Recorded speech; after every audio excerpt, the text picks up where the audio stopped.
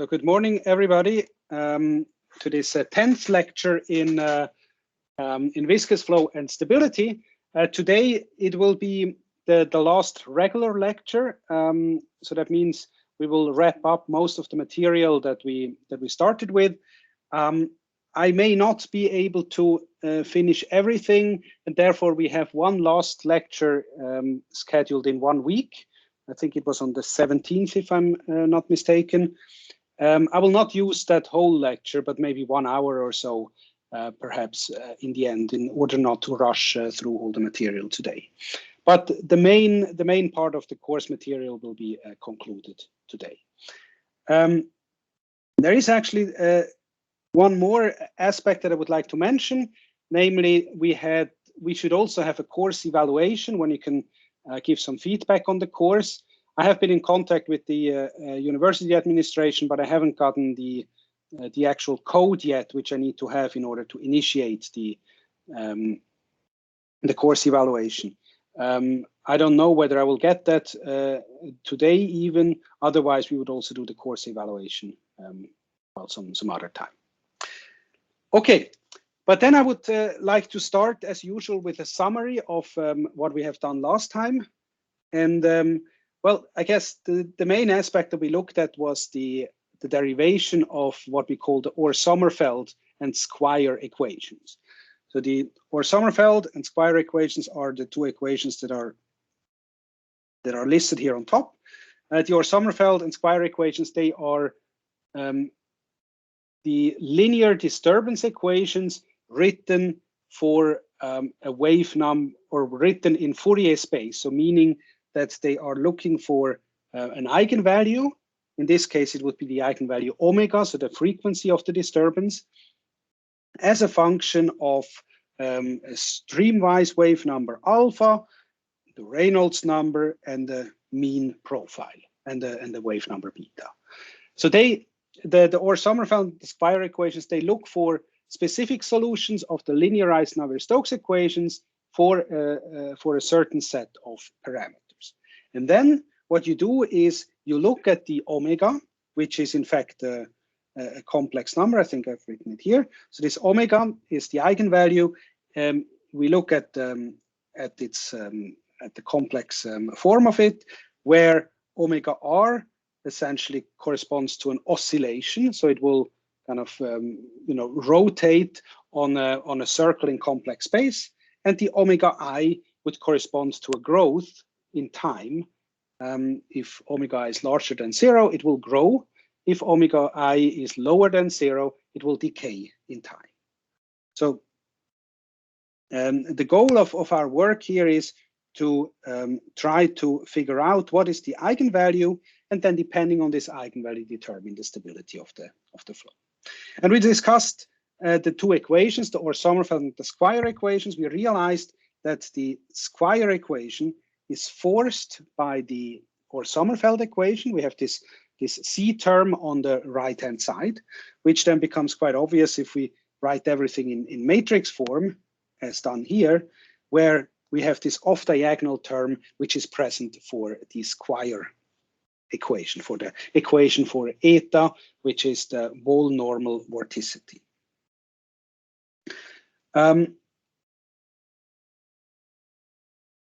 Yeah, so this is essentially the Orr-Sommerfeld equations. What we have then also learned last time is that there is something that is called the Squire theorem, which comes from the 1930s, which is a simple transformation which says that it's always 2D disturbances which are more unstable or less stable than the 3D disturbances, which also means that if you're only interested in stability, it's sufficient to look at two-dimensional disturbances. In addition, something we have not discussed, but I mentioned last time, and there's an easy proof for that, it also turns out that it's Orr-Sommerfeld modes, so modes where the wall normal vorticity is 0, that are the only unstable modes that are present. So that means if you are interested in stability, you only need to look at two-dimensional modes, with beta 0, and you only need to look at the Sommerfeld equation where eta is 0. Of course, if you want to have all modes, then you also need to look at the eta non-zero. But if you're only interested in the most unstable modes, beta 0 and eta 0 is sufficient.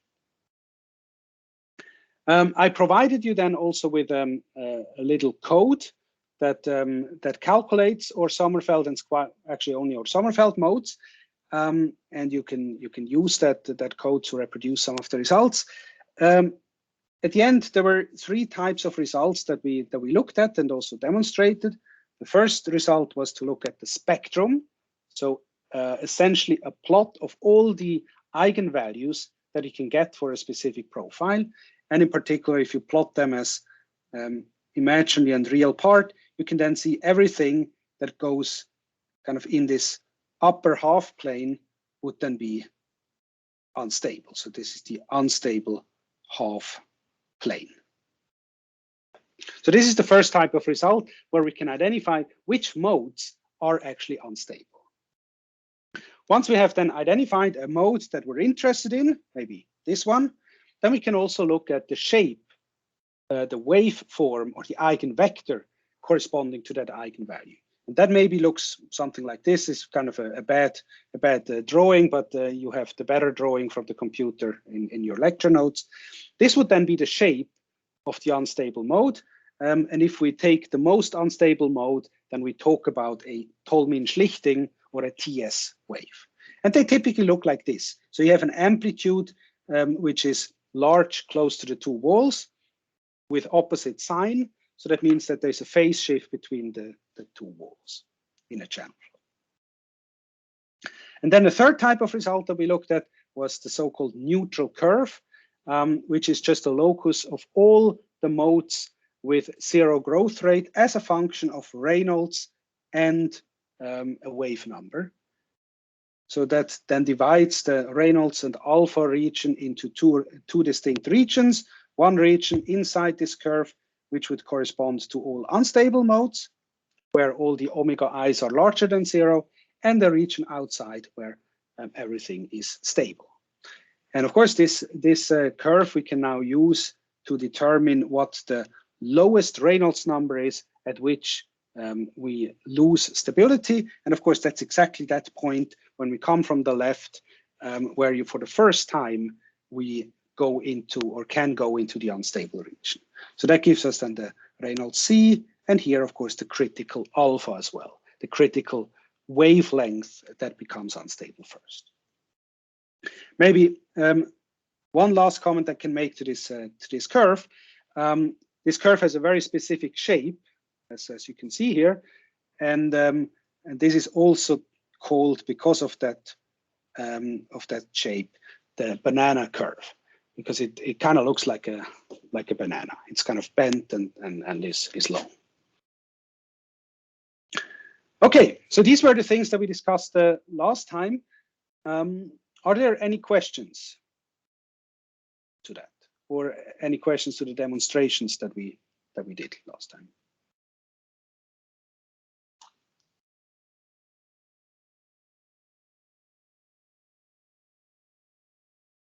Okay, but then I guess we can continue with the new material. So what I would like to talk about today is to give one last comment regarding this type of stability analysis, so the viscous stability analysis. And then I would like to wrap up the course with 2 different aspects. One is to go from the viscous stability to the inviscid stability. So if you remember, we had this Reynolds number arrow. So right now we're kind of on the right part, but then I would like to go to the very right, where Reynolds number actually becomes infinity and the flow inviscid. That will also be quite interesting to see what type of instabilities we have there. And once we have concluded that, I would like to look at this one region that we have not really considered yet, and that is the region of the conditional stability. So the region between Re G and Re C. But first, let me just start with one last comment that I have about the viscous stability. And that is a comment about what I call the spatial framework. And let me explain what I mean with that. Well, so far, the stability analysis that we did was done in the temporal framework.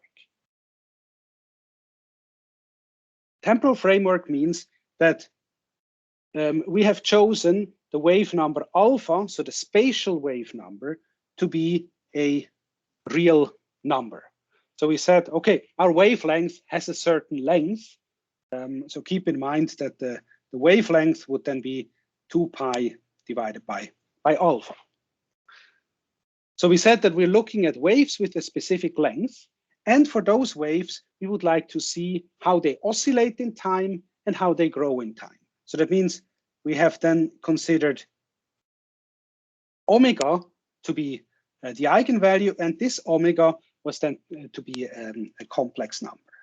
And that meant that we considered to have a growth of an instability in time. And this was determined by omega I. And this is really consistent with what we wrote here in your Sommerfeld equations, where we have omega identified as the eigenvalue, and all the other parameters were essentially real numbers. But what you can also see here, there would be another possibility. So just look at it, and then you would see that actually we could also consider alpha, which then also appears in fact in the K as well. We could actually consider to be alpha as the eigenvalue, if we want to, and omega to be a parameter. That would then be the situation when omega would be a real fixed number, and the growth would actually be in space. So you would then get a complex alpha, which is composed of a real part, which would then correspond to the wavelength, and an imaginary part of alpha, which would correspond to the growth of this alpha in time, in space. And this is something that we would call the spatial framework.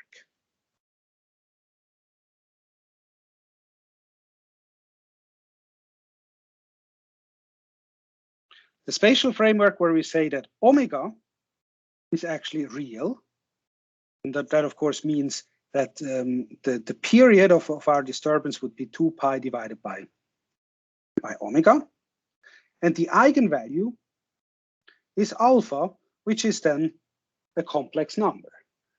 And as I just said, the growth would then be in space and determined by the complex part of alpha.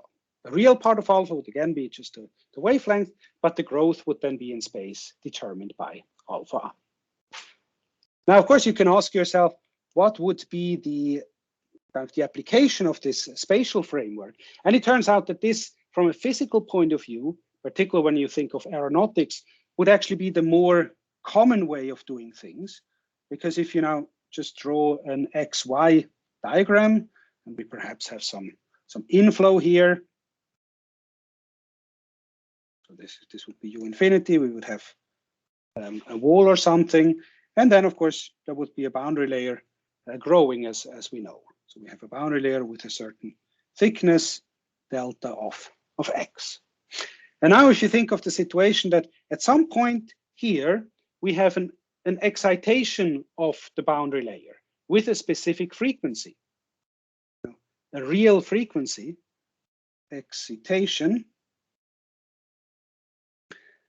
Then, of course, the question would be, what happens with disturbances that are excited at this point? Of course, now the question is, would they grow? So if we now have a wave, would they grow or would they decay? And now this growth, maybe this is not a very nice visualization, but let me try to make it a bit better. So then the question is, would a wave that I excite here grow in space, yes or no? And that's exactly what would be answered via this spatial framework. Now, of course, you realize if you look at the equations, if you do the spatial framework, it's a little bit more complicated to do because your eigenvalue now is not just appearing at one place, and in particular, it's also not just appearing as omega, but it's alpha squared, and so on. So it's a little bit more complicated to calculate, but this is possible to solve for the eigenvalue alpha. Essentially, what you do is you kind of you augment the system with an equation for alpha squared, and so on, and then you solve a slightly augmented eigenvalue system. This is a little bit beyond what we do in the course, but the whole concept of a spatial framework is still important. So as I said, this is actually what is much more important when it comes to kind of an aeronautical application, because there you have the situation that you would actually like to see how a disturbance would grow along a wing or along a streamlined body. So it's much more related to the physics. The reason why I'm bringing it up here is also because there is actually a quite commonly used method in the aeronautical community, which aims at predicting transition based on exactly these types of ideas. And this method is something that's called the E to the N method.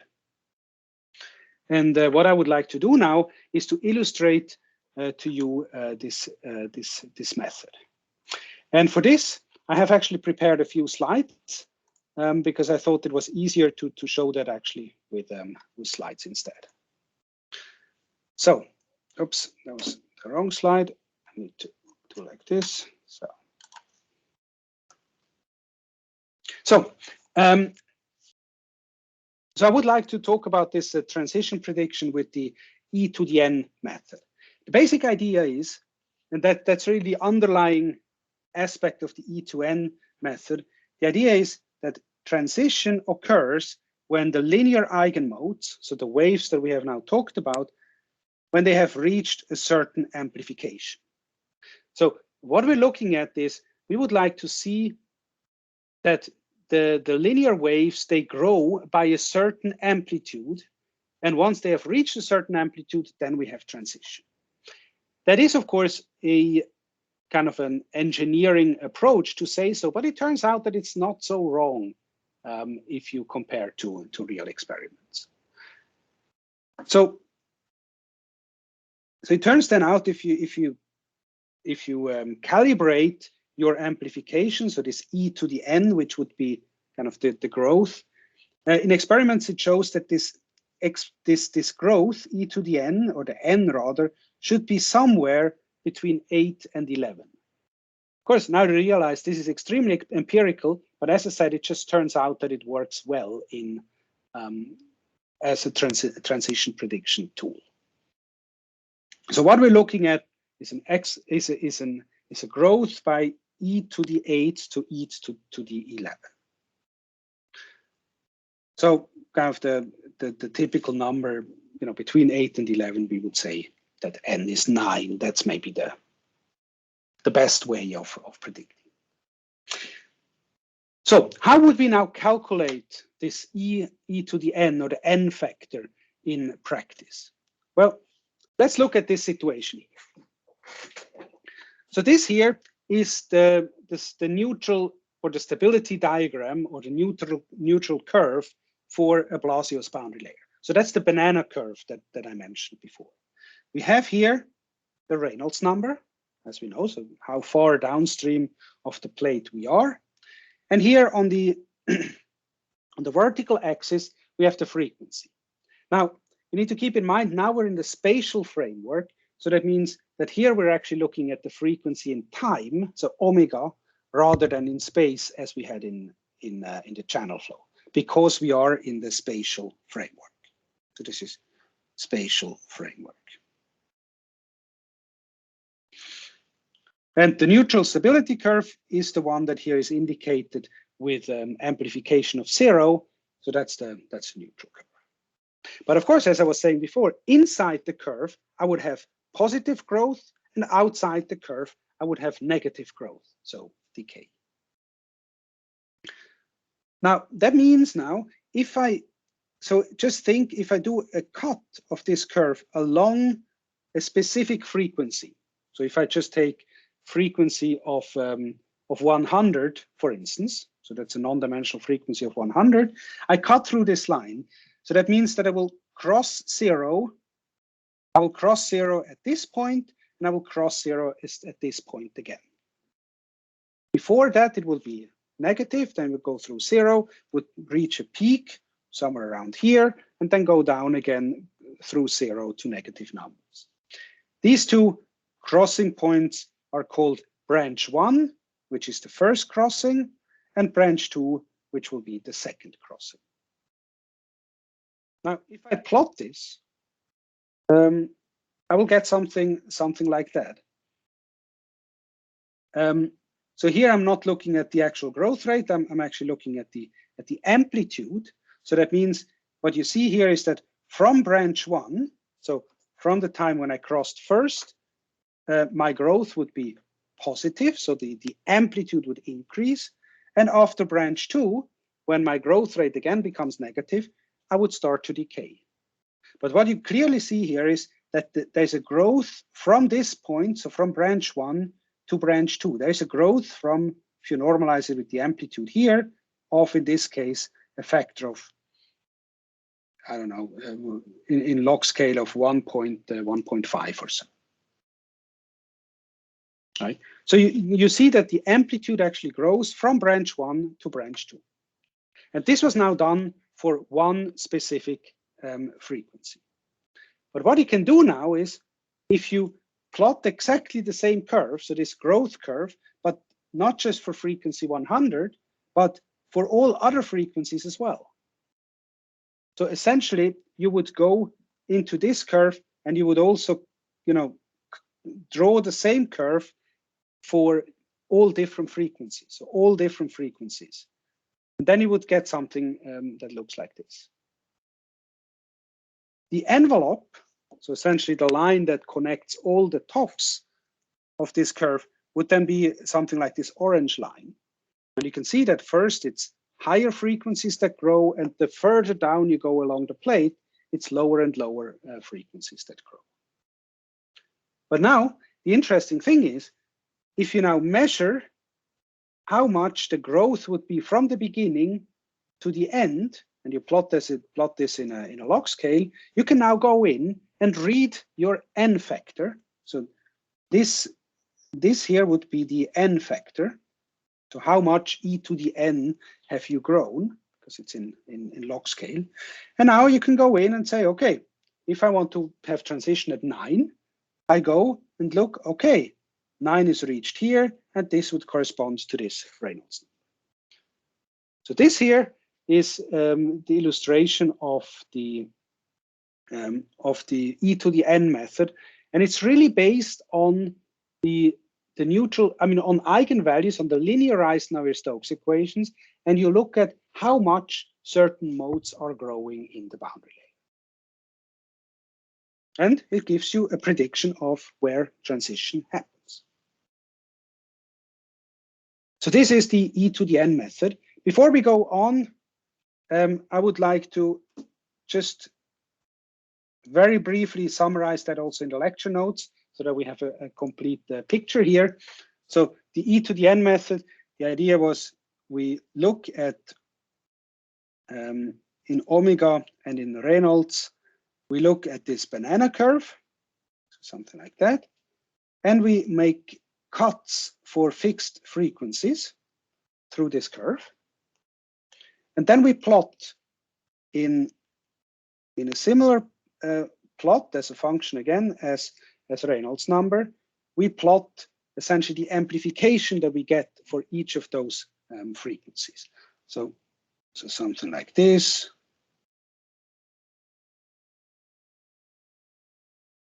Something like that. And then we have the envelope, which would which would correspond to kind of the putting or combining together the maxima of these lines. And then if you plot here the logarithm of the amplitude divided by the amplitude at 0, or this can just be the n factor. We can then read up when have I reached a value of 9. I mean, this magic number. And this would then correspond to the Reynolds number at which we would expect transition. Okay, so this is the e to the n method, and I think it's a very nice example of how this quite complicated theoretical analysis that we did actually leads to something that one can use in an engineering framework. Okay.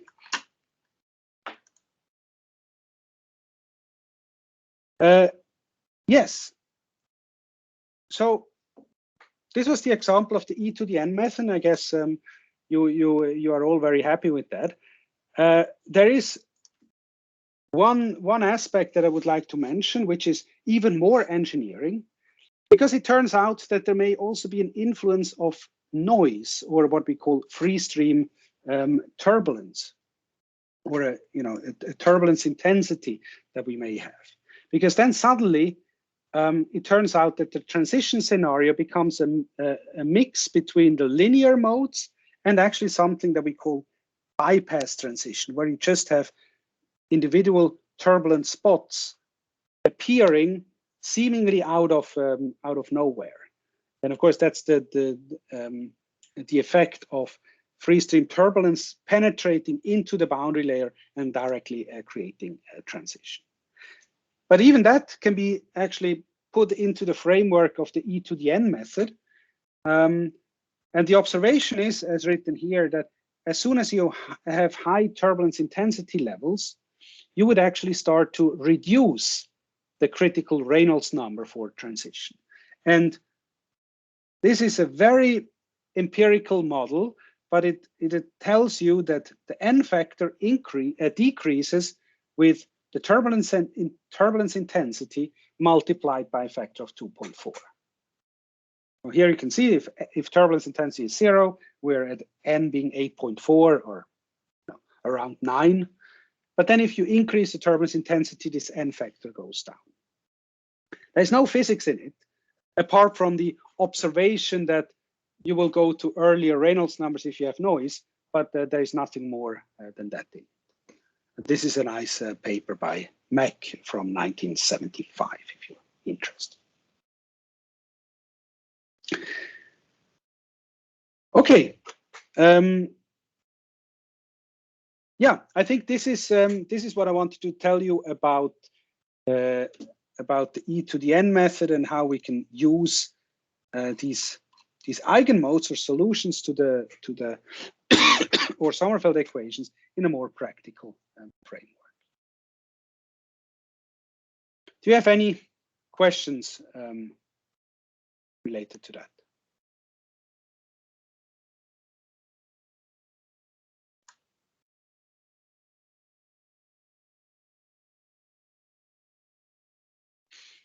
If not, then I would like to start the second last topic for this course, which is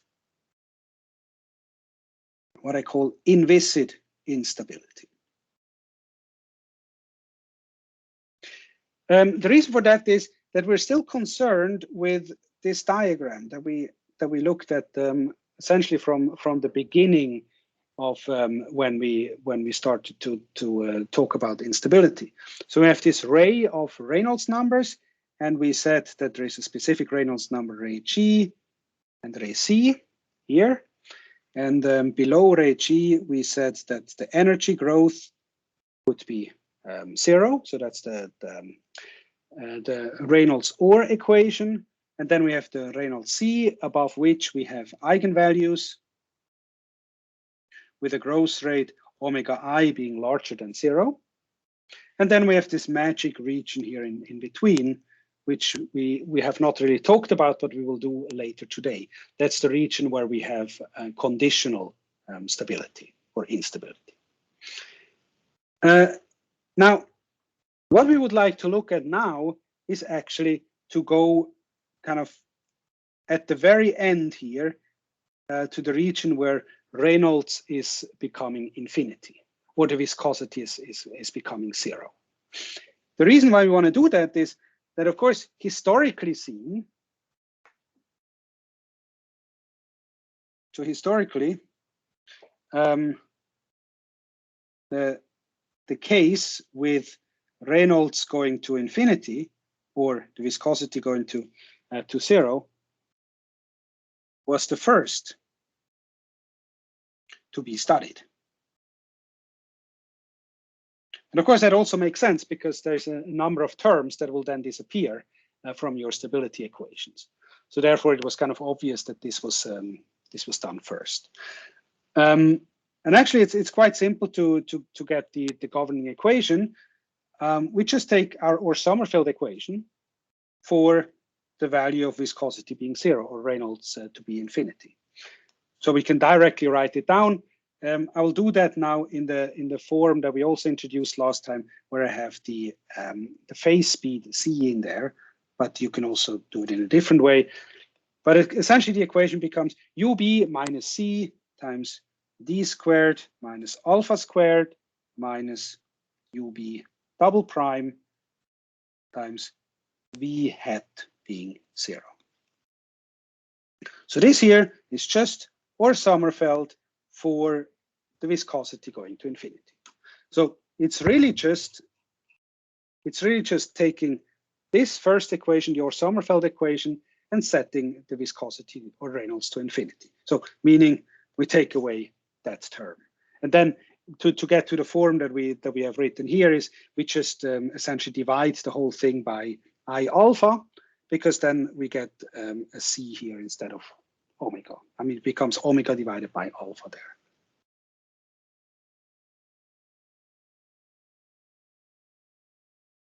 So this is essentially everything.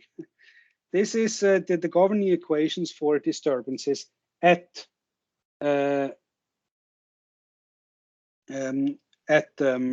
Reynolds number being infinity. That's as simple as it is. And this is what is called the Rayleigh equation. And this was derived in 1880 for the first time.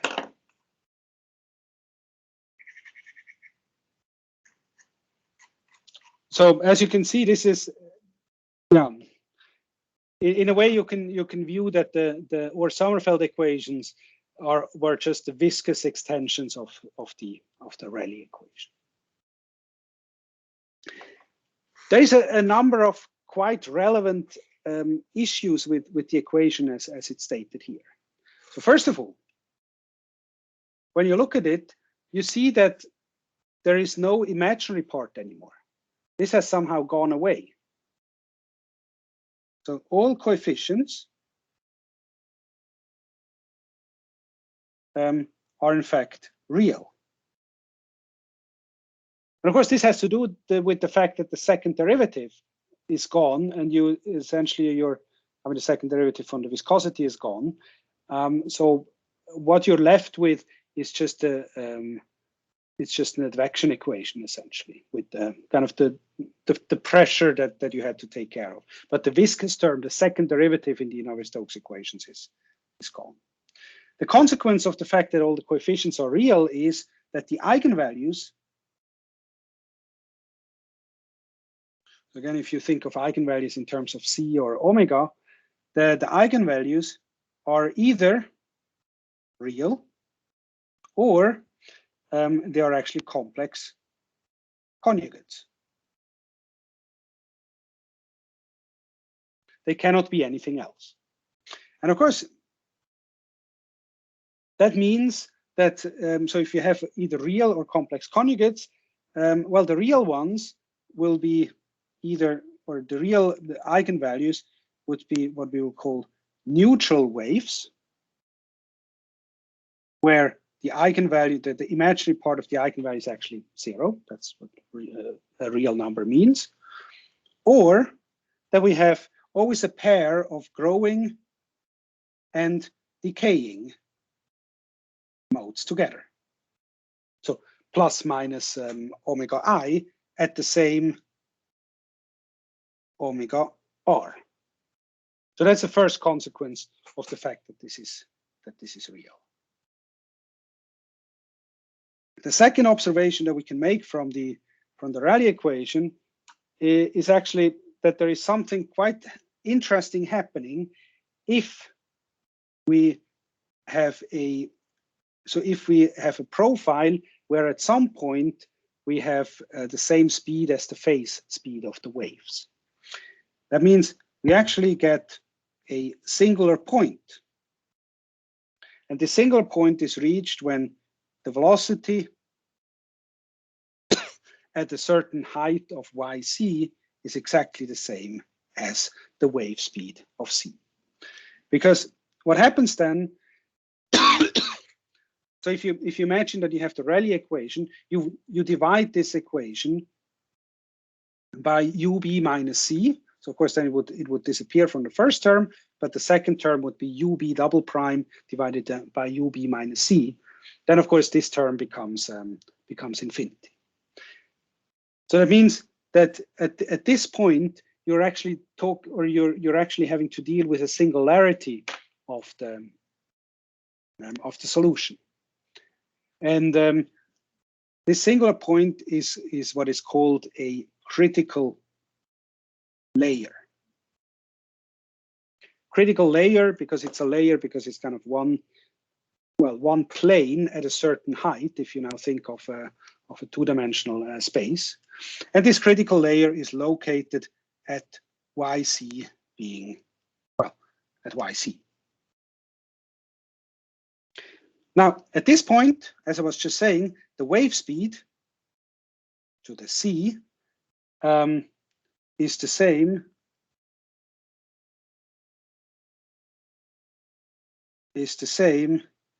as the base flow speed. So that means if you're now traveling with your base flow, so you're following the flow with the base flow velocity ub at yb, then you're essentially having the same phase speed as your wave. So you would kind of follow the wave, and of course that means that you would then the wave would look as not moving with respect to your moving observer, and what you would see is a poor growth or a pure decay at this point. Of course, that also means that actually the appearance of this critical layer is actually something that only happens because we're looking at an inviscid solution. In the Sommerfeld, this is not happening. So, and of course, that also means that the viscosity would be irrelevant to avoid the appearance of this critical layer, to avoid the fact that you could just move and just see a pure, essentially infinite exponential growth at a single point when you move with it. So that means that there is a certain compromise you need to make with this inviscid approximation, that you will have issues where the viscosity will be irrelevant in the vicinity of the critical layer. Okay, so we have this Rayleigh equation, but Rayleigh didn't stop by just writing down the equation. He was actually trying to use this equation to come up with some statements about the stability of the flow. And what he did in 1880 is he came up with something that is now known as the Rayleigh inflection point theorem. So the Rayleigh inflection point theorem.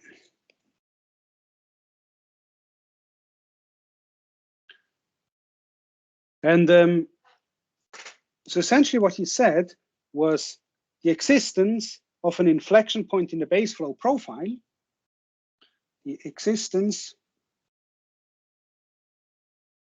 of an inflection point in the base flow profile in a parallel flow, which of course is what we consider in a parallel flow, is necessary but not sufficient. That will be important for a linear inviscid instability.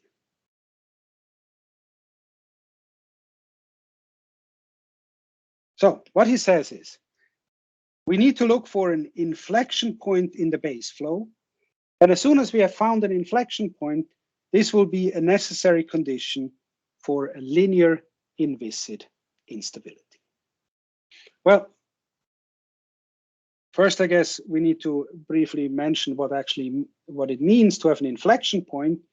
Well, inflection point means that U double prime of, so UB double prime, so the second derivative of the base flow, needs to be zero somewhere.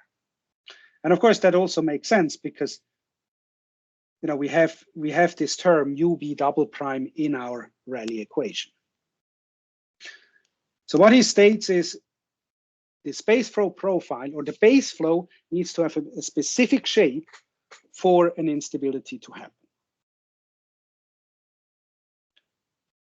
And this is a necessary but not a sufficient condition. Now, of course, you can wonder, okay, that's maybe very interesting. What we will do now is we will quickly prove it, because it's only like 4 lines or 5 lines for this proof to write down. And I think it's quite nice to show you that this is not just something out of thin air. It can actually be proven rigorously. And then we will look at some profiles and we will determine, or we will see whether we can actually use this inflection point theorem for making predictions. So, as I said, the proof is not difficult, so therefore I would like to quickly do it. Well, for the proof, of course, we start with the equation. So I just write the equation down again. So UB minus C times D squared minus alpha squared minus UB double prime times V hat is 0. Now, the idea is that we would like to integrate between the walls. So in this case, if I'm considering to have a channel, I mean, if I'm applying this in a domain where I have 2 walls, which perhaps go from -1 to 1 as usual, and I have some profile here, that looks like this. I would like to integrate the equation, so the Rayleigh equations, from one wall to the other wall, and to integrate between the walls and multiply by just V hat star, so the complex conjugate of it. Well, why would I do that? I guess it becomes clear directly. So I do the integral between -1 and 1 in this case of the Rayleigh equation. So U B minus C times D squared minus alpha squared minus UB double prime. And then I have the V hat. And now I want to multiply with V hat star, so the complex conjugate, and I integrate that in Y. So that's essentially what I do. The reason why I'm multiplying this with the complex conjugate, well, of course, this is a nice trick to go from in principle, complex quantity V hat to something that is real. So this just becomes at the end the absolute value squared of V, and it gets rid of all the complex numbers.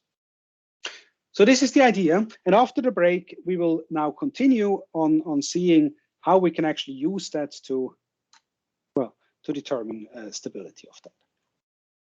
Okay, with this, I guess we take a short break, and we will continue afterwards.